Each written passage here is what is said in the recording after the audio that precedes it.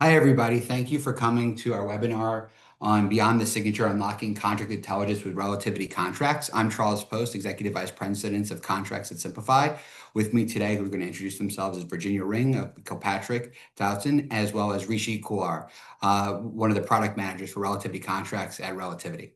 So really excited today to talk to you all around these topical areas. We're going to go into it in a minute, but first, let me hand it off to Virginia to introduce herself and then Rishi. Hi, thanks so much, Charles. So to introduce myself, I'm Counsel, one of the leaders of the e-discovery team at Kilpatrick Townsend. Now, our team is in the process of rebranding as more of a solutions-based team to really reflect all of the services that we provide outside of traditional e-discovery. I got my start as an attorney in large-scale litigation and e-discovery, but these days I'm more of a data problem solver. And I enjoy closely collaborating with clients to brainstorm and figure out different solutions and workflows to solve their data challenges, including in the world of contracts. So I'm excited to be here today with Charles and Rishi to dive into some of the contracts work with you all. Great. All right. My name is Rishi Khullar, and I am a group product manager at Relativity. Little intro for me is I used to be a lawyer. I went to law school in San Diego, and then I practiced law in LA, and then I moved to the Virgin Islands, and I was a judicial clerk there. So I clerked for a judge. I was the lead clerk on a 7-defendant murder trial on the island of St. Croix, which was interesting. God. After that 2-year stint, I moved to Chicago. I ended up working at Relativity as a product manager, and then left Relativity to lead product at Heretic, which was focused on contract review.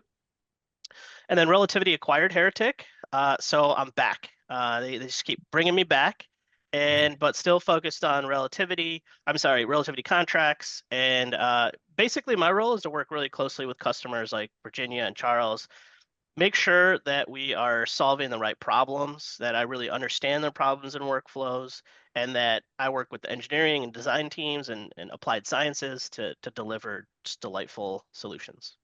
Great. So thank you. So before we get started, just wanted just some house cleaning here. You have a Q&A function on the bottom of your screen and on the Zoom screen. Please ask questions throughout. We'll try to answer as many, if not all of them, throughout. So just feel free to ask and raise your hand and or ask questions. With that being said, let's kick off. So Relativity Contracts really offers opportunities for organizations, law firms, in-house to use the tool and use the LLMs, use OpenAI, ChatGPT for contract engagement, similar to what organizations are really doing in the pervasive rel air. But there's a new opportunity that we suspect is emerging, and we're going to have Virginia here talk about a little bit about it. It's how are forward-thinking law firms thinking about transforming their traditional lit support function into more of a, as you mentioned, what Kilpatrick's doing, into more of a service solution offering. So just if you could just dive into that a little bit, explain what you're doing, why, and what are the kind of tools that you're bringing to bear, like rel contracts, to be able to offer new services to your clients and to your prospective customers. Yeah, so as I mentioned, we're in the process of launching a rebrand of our team. While we still provide all of the traditional e-discovery services, we've been growing into the solutions-based areas. So for example, we handle mass disputes for clients, subpoena response, strategic investigations, and we've also really been focusing on building out a practice developed to solving contract-related challenges. I see this as a untapped potential, both to leverage the existing expertise that we have as an e-discovery team and also our technology like Relativity Contracts to help clients in an area that can cause some pretty significant pain points, particularly those clients that have large volumes of contracts. So this is like something new that wasn't offered by the firm before. Do you think this is going to open up, Virginia, like new areas of revenue for Kilpatrick that they didn't otherwise tap into, at least not as fully as before? That Kilpatrick Solutions will now be able to run after. Yes, 100%. That's one of the real drivers in what we're doing and in kind of moving into the contract area. You know, as an e-discovery team, and for those of us that have been in the industry, we know that things are changing when it comes to the traditional models of document review and in, the more manual document review with large teams of contractors. And so as part of that, we've got to look at, what technology do we have? What expertise do we have? And what can we do to build new revenue streams? And so that's really been the focus of our team and the reason for diving into the contracts area over the past couple years. And I'll ask this to both you and Rishi, versus you, Virginia. Like, do you see that the client needs in the market are shifting where they want to have access to this new type of AI technology? And if so, do you see the law firm reacting appropriately to those needs? Yes, at least within, I can speak to our experience. So we're finding that there are more and more clients that are asking for efficiencies, that are demanding that we do things in a better way because the clients understand that the technology exists, that AI exists. It's so prevalent now in our world, and so they're asking us to give solutions that build on those kind of efficiencies. Within our firm, our team has taken the lead on really building out this technology and partnering with the corporate teams, also with litigation teams in using rail contracts and other contracts related tools. And I think that is partially driven by client requests and client demands for efficiency. All right, so the market's asking for it, it sounds like. Rishi, what are you seeing in terms of the market client needs, and how is that driving your vision of rail contracts and how you're responding and reacting to the product roadmap, which we're going to talk more about later? Yeah, I'll echo a lot of what Virginia mentioned, and I think our product priorities over the last couple of years just reflects that. So we've been focused heavily on AI and relativity contracts. So we first launched an essential fields model, which auto populates over a dozen fields out of the box using generative AI. So things like parties, effective dates, expiration dates, renewal, right? We started with these fields that tend to cut across use cases, and moving into more custom field solutions as well. So like custom prompt models is something we now empower customers to say there are many fields outside the scope of those essentials that may be needed for an M&A or other use cases. And so absolutely the market is asking for AI solutions to make this process more efficient. Great. So, Virginia, you're working within an e-discovery component, portion of the larger law firm. How are you going to be hiring in for this contract piece of work? Are you going to be retraining people? How are you dealing with the people part of growing out your ALSP practice within Kilpatrick? Or what you're thinking about, at least at this point? Yeah, so that's a great question. Really, at this point, so my team's a relativity shop. We have a full team, technical analysts, project managers, as well as attorneys and paralegals that are really well versed and trained in relativity, that have numerous years using relativity. So having the option for us to leverage relativity contracts really makes sense. It's allowing us to dive into this world without necessarily having to bring in new team members and leverage the experience and the skill set of the folks already on our team. We've given the team some additional training in some of the nuances. I mean, there are some differences with relativity contracts versus the normal document review side of relativity. But even from my perspective as an attorney that's leading the team, I was able to go in, kind of learn the tool, create a custom prompt model, demo it for our clients without having to learn a new tool. So that's been a huge benefit for us. No, it's great. So just, talking out of turn here as moderator, at Cimplifi, we've leveraged our e-discovery team, and repurposed, retrained, retooled them for contracts. And so we didn't really necessarily have to hire in, kind of fresh blood here, but we had to repurpose our existing. Our head of delivery was formerly a doc review manager on the e-discovery side. So I do think that there's a ton of cross-pollination and functional, that can be leveraged within the existing infrastructure, which I think you're also, saying. Yeah. In terms of this product, Rishi, of Rel Contracts, would you say this is another Extend product, or do you think this is something where, the vision that Virginia laid out around, hey, we have a new service offering now because of this product. It's enabling us to offer new things that we wouldn't have offered necessarily before, or maybe in a different way. How are your prospects, and how are, in your engagement, Rishi, how are you seeing this as just another, again, I'm not saying just another in a belittling way, but is this just another Extend product, or is this a new offering from Relativity that you think is really going to hit into that LDI space, legal data intelligence, that I know Relativity has been pushing for? Yeah, I mean, legal data intelligence, you can't have it without contracts, in my Completely agree. opinion. It's a special type of contract data that's just critical to how businesses operate.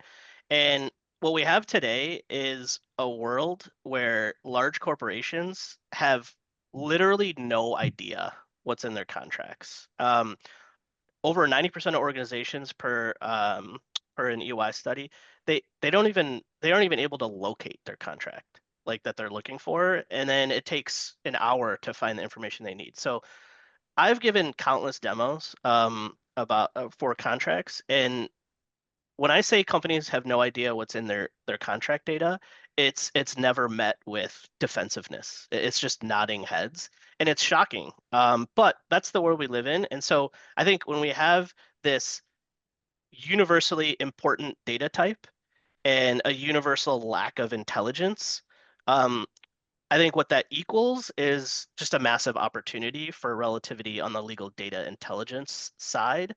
And that's how Relativity is evolving. So, having worked at Heretic and now working on contracts, I get like a front row seat to watching customers literally transform thousands of agreements into tables of fielded data. And it's exciting to see. And, if we look at in 2025, over 50% of the matters in Relativity One were for non-e-discovery matters. Wow, And so this is that's an absolutely interesting stat. where this is absolutely the vision for Relativity on LDI, and it's something we're going to be continuing to invest in. Oh, great to hear. So, Virginia, talking about this new offering, as Rishi mentioned, from his perspective at Relativity, how is that being received internally by, the partners and other folks? Like, this is something new. We know lawyers love change. I'm just kidding, but not really. How is this being received internally? And how are you also positioning? Because my sense and my experience is it does take a lot of enablement to teach people new things, especially ones that have been, ingratiated in their own ways for many years. Just wanted to get your insight on that. And do you also think, just to parlay this question, does this give you all a competitive advantage against your peers having this offering? Yeah, so, to speak to the kind of internal part of that, this is really one of the areas that I'm most excited about with what we've been able to do with contracts offerings. So, as a traditional e-discovery team, we've worked with the litigators at the firm, forever. That's what we do. But we really had no day-to-day exposure to the attorneys in our corporate group. So, this contracts practice is opening up collaboration with those teams. So I've been at the firm for over 15 years, and there are entire groups of people that I've never had the opportunity to work with that now I am. So I think what we're doing, is really embracing the cross-team collaboration. They have expertise in some of these corporate areas that are not necessarily our legal expertise on the e-discovery front, but we have the expertise in the tech. So we're able to work together with the teams across the firm. And to the competitive advantage point, absolutely, it gives us a competitive advantage. Going into the future, I just really believe that clients are going to more and more demand these types of efficiencies. And being on the front end of that now, we're going to be able to say, we're already providing those efficiencies. We already do that. So. No, that's great to hear. And that's what we're also seeing. We're seeing this is, again, people are still in the FOMO of like, hey, I want to play with these tools, the Harveys of the world. And so they're playing with it. But the reality is this is a pointed solution that, in my opinion, could be like a contract repository for many organizations. Yeah. Rather than having to go out and, as you probably are aware, the CLM and contract management providers are saturating the market every day. There's new ones popping up. But Relativity, people invested in this product, and they have skill sets. So the ability to leverage it for other things outside of e-discovery, as Rishi was alluding to earlier, with over 50% are workspaces are with matters outside of e-discovery. I think it's a really interesting another sticky area that law firms and other providers can be looking at. Now let's talk about use cases. So like this is just beach, sand on a beach until you have something to really go after. The way I think about use cases is like you have events and you have efficiencies, right? Events being like M&A, regulatory events, you get in trouble, or you might be in trouble, and then you have efficiency plays. I'm doing something I could do better. What are the use cases you're seeing, Virginia and Rishi? And I'm happy to chime in as well. But where do you see the use cases kind of focused on with your practice areas, and where have you been most focused on enabling your internal clients? Yeah, so thus far, our primary use case has really been in the mergers and acquisitions, due diligence kind of work. So we've had the corporate team come to us on multiple different matters where we use relativity contracts to mine the contracts for information related to the deal. Those kind of all depend on the specifics of the deal and what they were looking for, but that's really been our primary use case. I really also enjoy using our tech to solve other kinds of problems that may not be necessarily what the tech is intended for. But so we've also done that with relativity contracts. We've used it in a few other types of use cases. So for example, in the litigation context, we had a team come to us that had a large set of contracts that needed to be produced as part of a subpoena. But they needed to understand what the notice provisions were in all those contracts before they produced them. So we were able to put them in rel contracts, extract the notice provisions, and then group them so that they understood kind of what they were looking at before responding. We've also used some of relativity contracts, other features that are a little, and also different use cases. So for instance, we've used the compare functionality. We had an employment team that was reviewing a large number of employment agreements.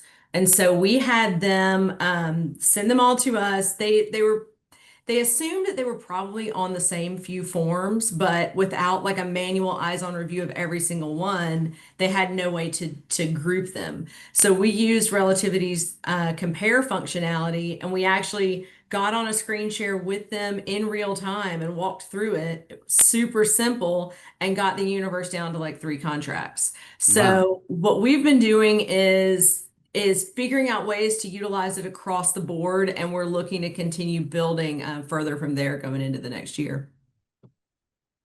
No, that's super helpful, and that's very specific, actually. It's very specific. Rishi, what about you? What use cases have you been seeing, from your vantage point? Yeah, I think so. From my vantage point, I'm seeing a wide array of use cases. So not just M&A, but also post-merger integration. It's like we've acquired all these contracts, but how do they fit into our playbooks and our templates? So it's not just the M&A, but we're also seeing it after the M&A. We're seeing like regulatory. So a new regulation comes out. Now I've got to go review thousands of agreements to see how I should repaper or how I need to update them. So lots of event driven, but also on the business efficiency side. So, vendor risk assessments, portfolio risk assessments, CLMs. So oftentimes companies are buying new CLM tools or migrating as part of that. They don't want it to be a blank canvas in that CLM. And so they need extraction from their contracts to enrich those CLMs with more data that can help the business. But the thing that I'm noticing overall is that it can be overwhelming, the idea that there's so many different use cases, right? And maybe you're focused on e-discovery and there's all these other contract review use cases. But the comforting thing is that from a functional perspective, like from a product perspective, all of those use cases really just need you to be able to extract data points out of PDFs into relativity fields in an efficient and accurate way.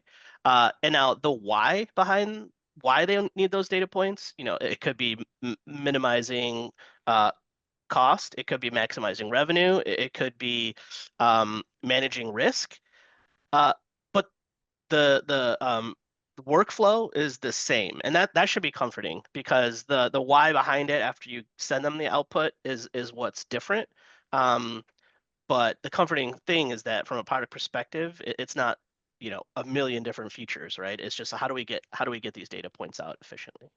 So that leads me to a question that we have from the audience. One question that was asked is, in what specific ways, if any, does the application, meaning raw contracts, differ in its application to contracts from its current application of evidentiary materials, so in the e-discovery context, or does it apply exactly the same, just apply to a different document set? No, so I mean, we've had applied scientists that are focused squarely on this problem of contracts. And so in evidentiary and e-discovery use cases, it's, at the risk of oversimplifying here, it's like which documents are privileged, which ones are responsive, which documents are we're going to produce. They're shorter documents, emails.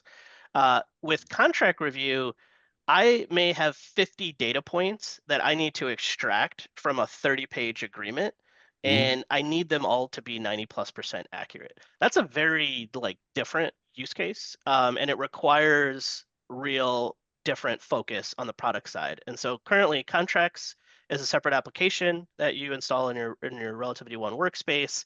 And we have separate AI capabilities that are really focused on contract review and data extraction. And we even have our own review interface, our viewer for contracts. And so it's definitely not just same relativity, different use case. We're investing a lot in the product to focus in on this specific problem. Yeah, I don't want to steal your thunder for later, but I really want to see that roadmap on where you're going with it. I just wanted to share some other use cases that I'm focused on, and we call this at Simplify C-Discovery, by the way, to the other question that was asked, because it was a great suggestion. So from an efficiency standpoint, we see things like onboarding. How do I make client onboarding better on the sales side? Why? Because they have to extract data from documents and put them into systems. So that's a very basic use case. In financial services, we do ISDA onboarding, negotiating ISDA, extracting the data, putting it into systems. Then on the buy side of that kind of same efficiency play, we're seeing, again, this is kind of coupled with regulatory, is going to be third-party risk and procurement. So extracting MSA details around different vendors, understanding, do they have business continuity? They're allowed to outsource to third parties, which we call fourth parties? What are the payment terms, et cetera? So all of these things, and they're usually regulatorily driven, especially in the US, Canada, and Europe, around different regulations. In the US, it's the Fed, FDIC, OCC joint harmonization, and in Canada, it's called OFSFI B10, from what I remember. But all those regulations are driving the level of review of supplier agreements. Obviously, the M&A post-merger due diligence like that is huge, because that's something that traditionally I don't think law firms went after. And now this is something, Virginia, like your law firm can go after, because it's an activity that really requires the set of skills that you all have.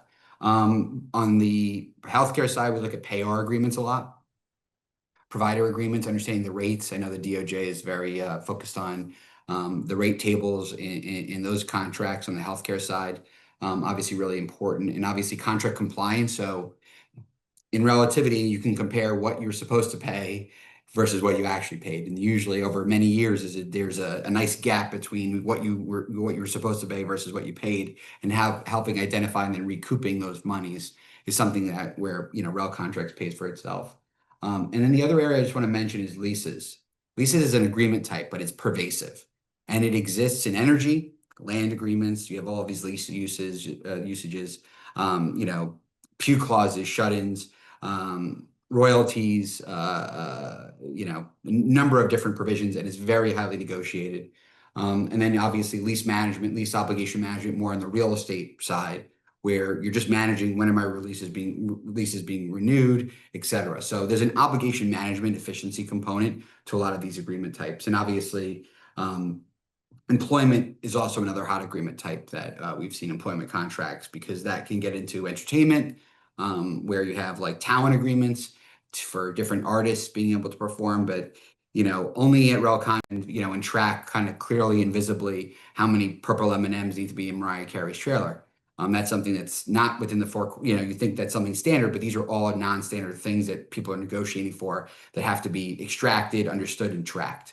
And that's what we're trying to do here. And in other agreement types, use cases wise, just trying to get through my Rolodex here of different use cases that we focus on. You also have data breach. Again, it goes back to the notification sections that was mentioned earlier. Who do we have to notify? Do I have to send a courier pigeon to Times Square? Do I have to notify the CIO? Why do I have to notify the head of ops for this, kind of issue? So there's a level of, collateral damage that you're trying to mitigate post an event. And it's not a matter of if, it's a matter of when, as everyone knows. But the question is, who's really the buyer there? Is it the law firms? Is it in-house, or is it insurance companies at the end of the day for that use case? But more to come. And obviously procurement's been our most pervasive one, just because that's a horizontal vertical. It exists everywhere. So those are just some of the use cases we've been focused on, here at Cimplifi, and obviously Rishi and Virginia, like those use cases definitely resonate with you from what you've said. Now, outside of use cases and leveraging these tools, Relativity Contracts runs on GPT-4, right? I know Relativity goes through a process, and you mentioned Rishi accuracy, which is a data science principle on generally precision, recall, and F1 scoring.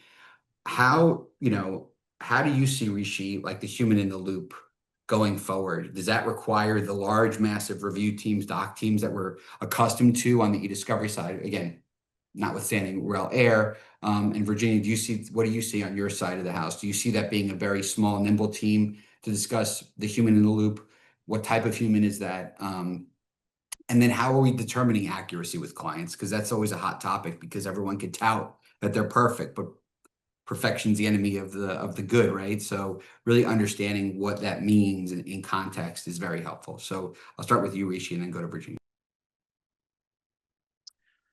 Yeah, so we're building the product with humans in the loop in mind, and so we don't think we don't tout this as like a magic button that you press and it's 100% accurate and you just turn over your outputs to your stakeholders. We know that there's a need for humans in the loop. Where we're driving efficiency is reducing the number of reviewers you need, especially for that first pass of, I've got 5,000 agreements and I need these 6 data points.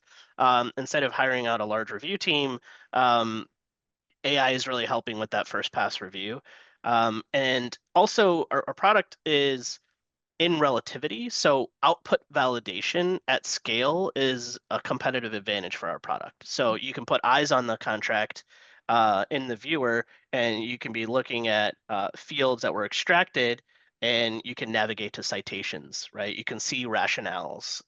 You can determine if the AI was accurate or not by putting eyes on documents in a workflow that is a document review workflow that you're already used to in what you're working on today.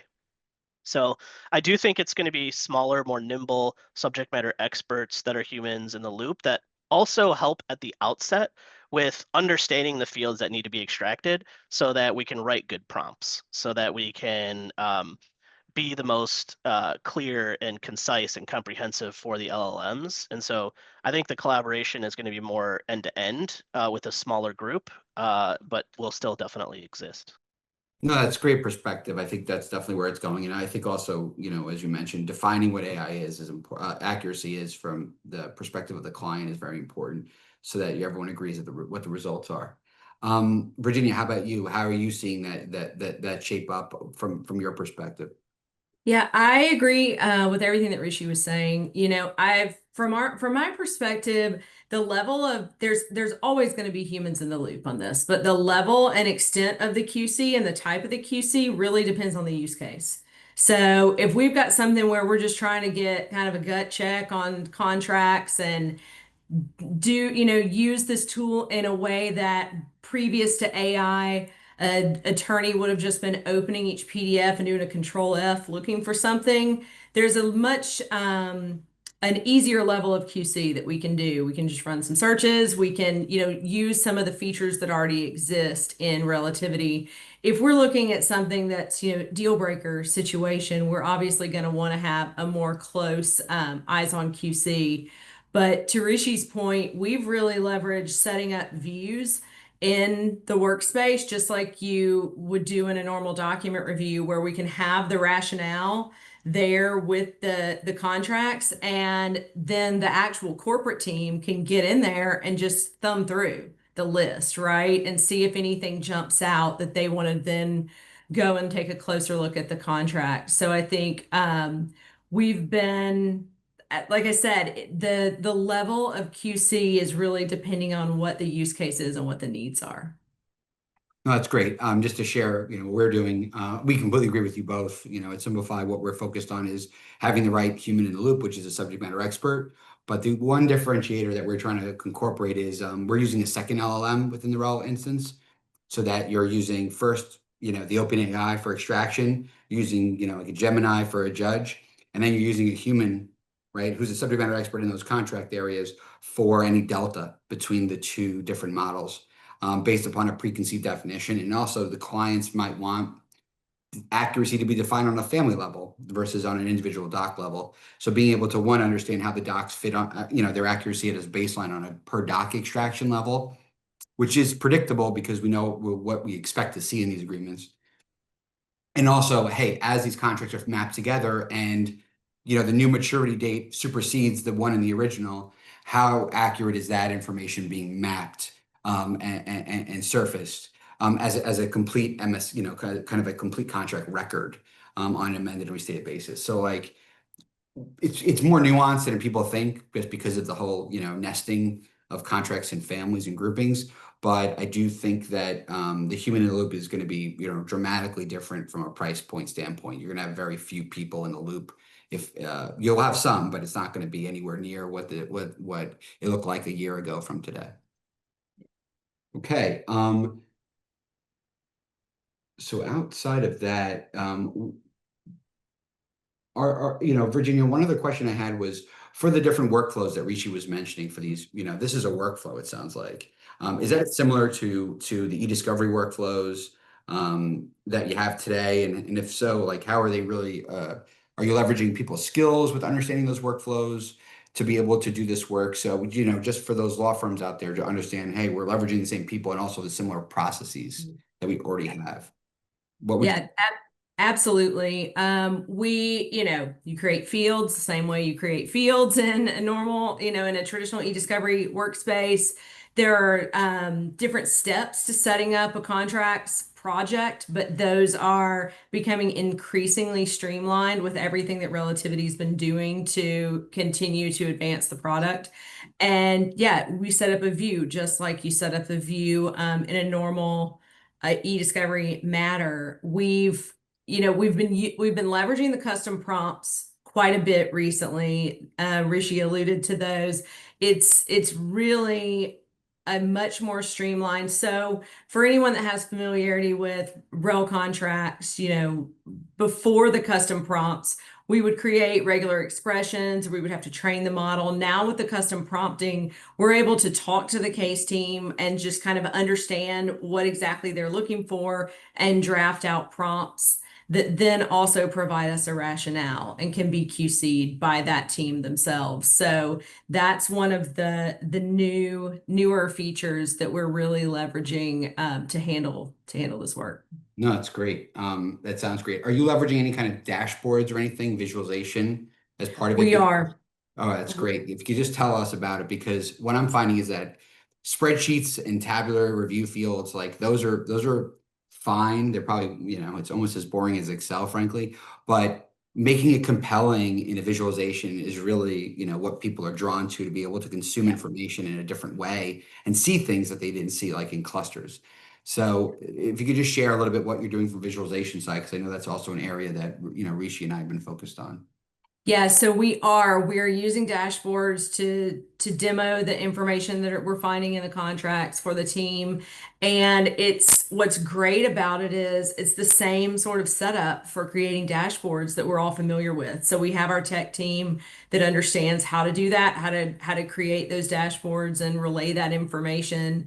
And we're using that to give all sorts of data points related to the review. Obviously, depending on the use case, we're looking at different things and different matters, but we are absolutely leveraging the dashboard functionality. And you're finding that this is helpful for the lawyers and their end clients making decisions, is leveraging this types of information, not just spreadsheets?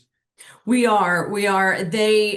finding that the teams that we're collaborating with are excited about the product, that they are seeing the value that it brings, and we're excited to continue working toward different solutions with those corporate folks at the firm. Oh, it sounds great. So just, kind of looking around the corner here, it probably would be helpful to understand, Rishi, like what does that future look like with Relativity next year, or rel contracts? And why this is more than just another, I'm not just saying another extended product. This is more of a newer offering, really a branch out for Relativity.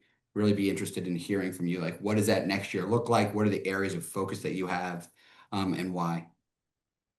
Yeah, so taking a step back, we've been focused on our AI capabilities. And so with this custom prompt models capability in the product, we were working closely with customers to focus on the accuracy of the outputs and the ability for them to, at the end of the day, solve their use case of like, I've got these 30 data points I need from contracts. I'm gonna use the essentials model to populate some of those because I get that for free. For the others, I'm just gonna work with the subject matter experts and I'm gonna write some prompts. I'm gonna get those fields populated. So we've been largely focused on the accuracy of those outputs. The largest, or I'd say the most interesting thing that we've learned from this program and this capability is that customers are actually very happy with the accuracy. So we're not getting a lot of feedback like, oh, the accuracy is bad. You got to go back to the drawing board with the applied science team. The primary piece of feedback we've gotten is just around the workflow and the number of clicks. So, you've got to go into Relativity, you've got to create those 40 fields, right? Then you've got to go into Relativity Contracts and you have to write prompts and then you have to add that to an analysis set and run the analysis set. Like it was a very sort of it's a lot of clicks. It's too many clicks, right? And so our main priority for next year is radically transforming our user experience to make it far simpler to get from a table, get from a pile of PDFs to a table of fielded data. So that's our primary roadmap metric, is how do we increase that speed and remove the junk in between. And so that's what I could also I could demo some mock-ups of where we're headed in the future, Charles, I if you think want. everyone would be interested in seeing that, Okay, curiously. And remember, everyone, if you have any questions and things, please feel free to populate it in the Q&A function at the bottom of the screen. so I'll share my screen here. So today in Relativity Contracts, you have a lot of tabs, right? You've got your prompts tab, you've got your models tab, your profile analysis tab. You've got to like create fields in Relativity, right? I mentioned the accuracy is great, and we're empowering customers to solve these problems where they couldn't have before. But where we're headed next year, and these are just mock-ups, but where we're headed is a far simpler experience. So you'd start off by creating a new project, a contract review project, and you'd give it a name, choose a project type. You'd pick your save search that you want to run the documents on, and then you just jump into defining your fields. And then you'll notice here that behind the scenes, we will automatically image those documents. We'll run OCR automatically, which today are sort of manual setup. We'll sort of remove all of that setup and just do that behind the scene for you. And then the next step is, what are the fields I want to auto populate, right? So like I've got a field, I just pick a field type, and then I add my prompt. But I can also add multiple fields at once. So the idea here is I would just describe to the LLM, separated by each line, what I'm interested in extracting from my contracts. And then we will go up to Azure OpenAI and we will have it return an output of a preview of fields where I can see, all right, it generated this field name, this field type, and it generated a starter prompt for me as well.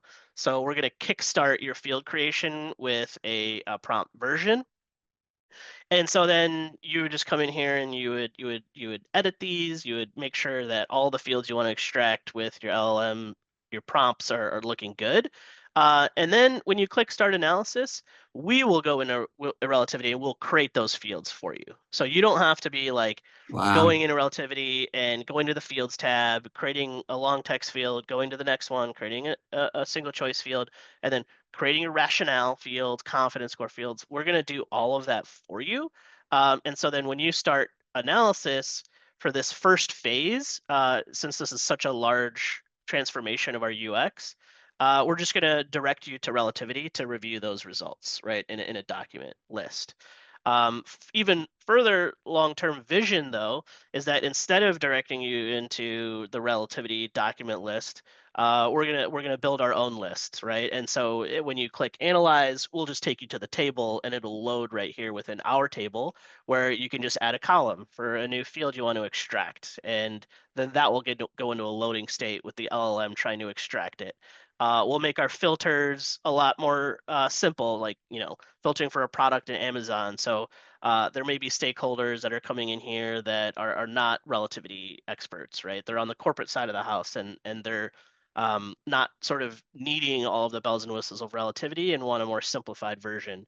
And so we're going to be working with Charles and other customers on like those final visualizations and simple outputs that customers want with the ability to drill in and get the contracts that they need.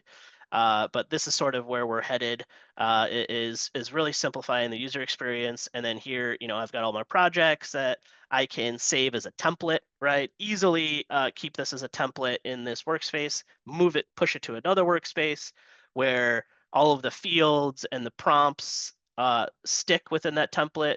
It's just the documents that you're then uploading and analyzing. So this is where we're headed on the roadmap for next year. We're still going to be making the AI better, so we're going to be upgrading models, focused on accuracy, speed, larger document sets. Right, we're always going to be innovating in terms of making our AI capabilities better. But the real big push next year is on the user experience side.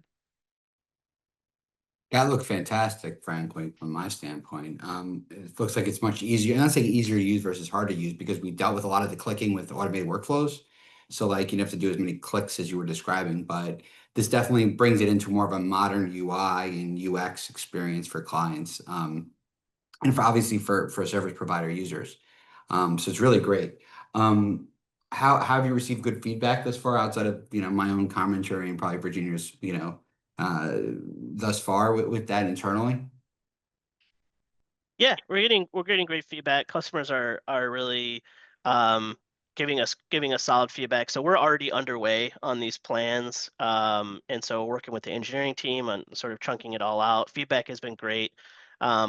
And one other problem I'll mention that you kind of alluded to that we're focused on is around families. So There uh, you go. it's just such a painful in contract review. Families are such a painful problem. I was looking at one contract and it was like 154th amendment to the master. And it's like, yeah, they have 154 amendments. How are you gonna know what the latest source of truth is across the family? And so currently, it's one of the most painful problems in contract review for which there aren't great solutions in the market. And the problem is twofold. It's one, sometimes I just get a flat dump of documents and I don't even know what the families are. Um, in that case, we think LLMs can help you with grouping those families. And so, extracting out the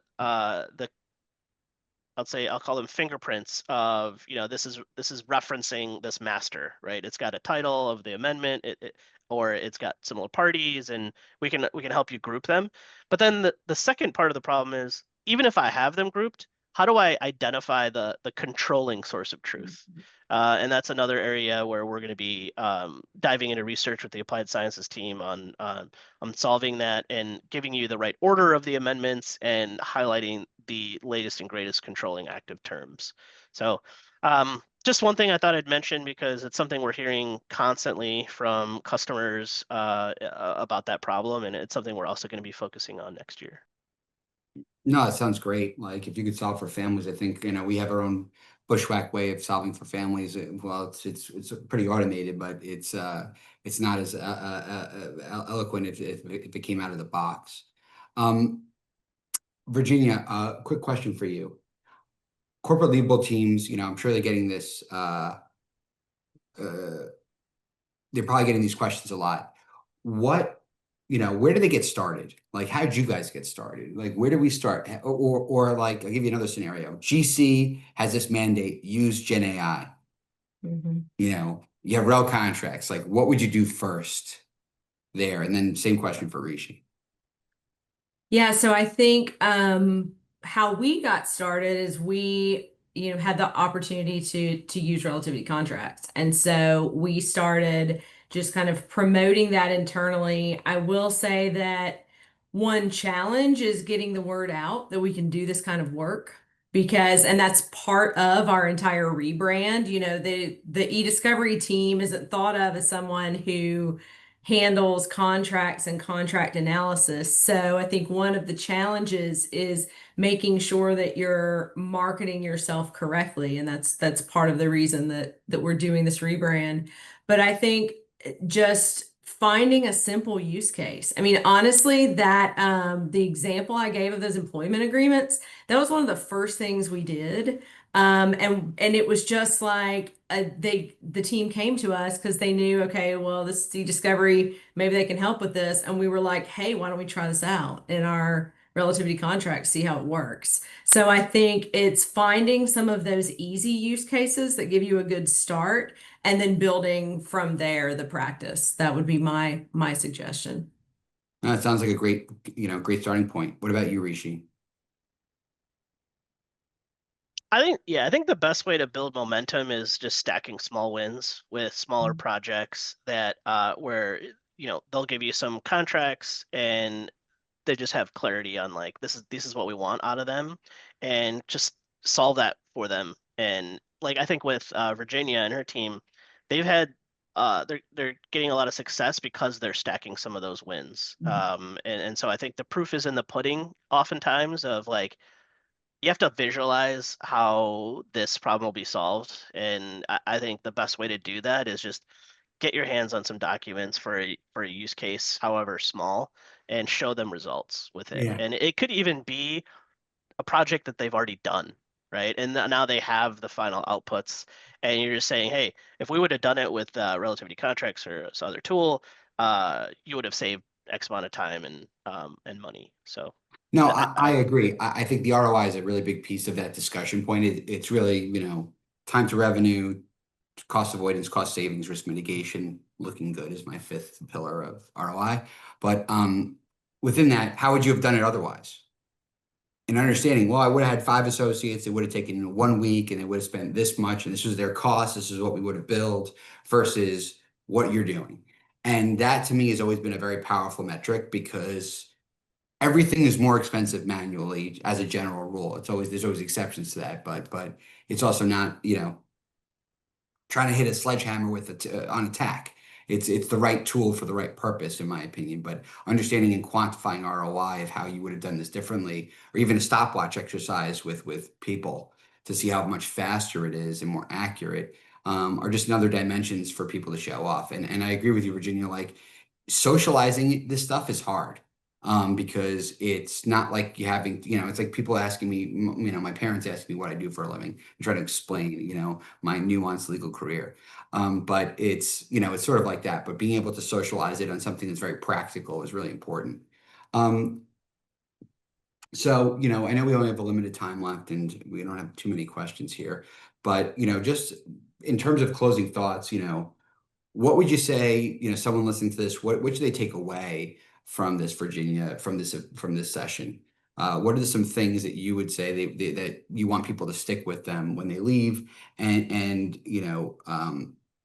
what other advice would you share with the audience today? So, in terms of takeaways, I would just say, just because this may seem unfamiliar or like outside of your normal wheelhouse doesn't mean that you can't do it. So, a couple years ago, I had very limited experience with mergers, acquisitions, contract analysis, but I did have experience in e-discovery and the related tools. And so I was able to leverage that and the relativity contracts tool to start to build this practice. And so I think my advice would be try it out, see where it goes, because I do believe that, if clients aren't right now asking you how you're leveraging AI and how you're doing things more efficiently on their matters, they're going to be in the very near future. So I think it's important to get ahead of that now and to be creative and try new things. That's great. What about you, Rishi? What do you think people should take away from today?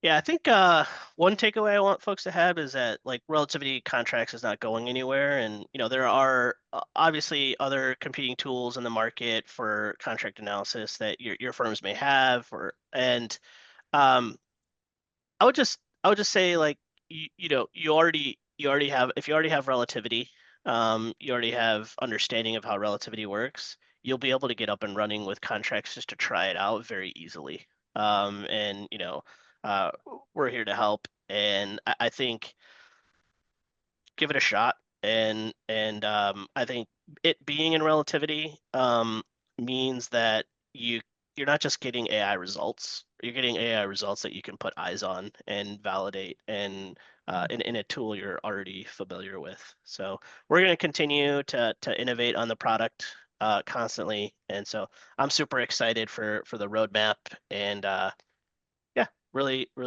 enjoyed connecting with you all here.